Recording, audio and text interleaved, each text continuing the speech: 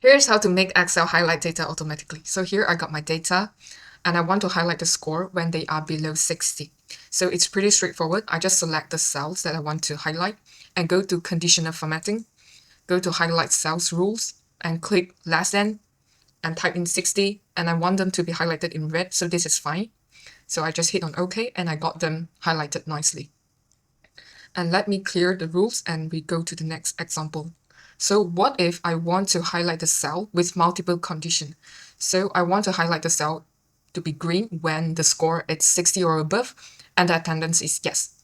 So what I can do here is that I can select the cell that I want to highlight, and same, I go to conditional formatting, but this time choose new rule and use a formula. So I can use AND formula for this to fulfill the two conditions. So AND, the first condition is that the score have to be 60 or above.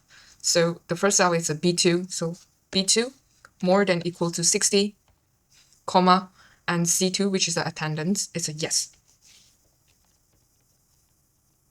And I want it to be highlighted in green, so I choose fill and green, and I hit on OK and OK, and now I got them highlighted nicely.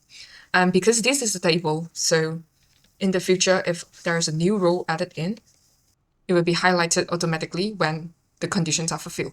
So feel free to check back my previous videos on the benefit of using table, and also definitely try use conditional formatting to make your data visual and easy to scan. And I'll see you next time. Bye.